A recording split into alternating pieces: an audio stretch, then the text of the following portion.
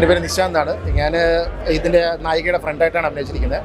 Abraham Radhakrishnan നായകനാകുന്ന ആദ്യത്തെ മൂവിയാണ്. രഞ്ജിത്താണ് ഇതിൻ്റെ ഡയറക്ടർ. അപ്പം നിങ്ങളെല്ലാവരും ഈ മൂവി ഒന്ന് കാണണം. കാരണം നല്ലൊരു കണ്ടൻറ്റ് ഈ മൂവിക്കകത്തുണ്ട്. ഒരു ലവ് സ്റ്റോറിയാണ്. എന്തായാലും കാണണം. പിന്നെ ഫസ്റ്റ് ടൈം ഞാൻ സ്ക്രീനിൽ വന്നതിൻ്റെ ഒരു ഇതിലാണ്. ഓക്കെ ബാക്കി ഇതിനെക്കുറിച്ചെല്ലാം ഡയറക്ടർ രഞ്ജിത്ത് പറയും. Thank you. ഞാൻ പടത്തിൻ്റെ ഡയറക്ടറാണ്. അത് നല്ലൊരു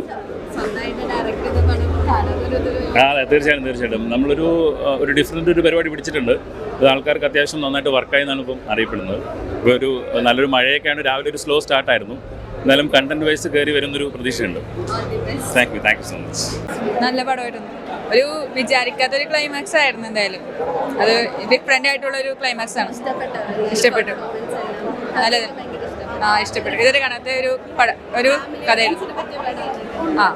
ഫാമിലി ഓഡിയൻസിന് പിള്ളേർക്കല്ല, ഒരു അത്യാവശ്യം ഏജ് ആയിട്ടുള്ള നല്ല മൂവിയായിരുന്നു. ക്ലൈമാക്സ് ഒക്കെ നമ്മൾ പ്രതീക്ഷിക്കാത്തൊരിതായിരുന്നു. നല്ല മൂവിയാണ്. ഇഷ്ടപ്പെട്ടു.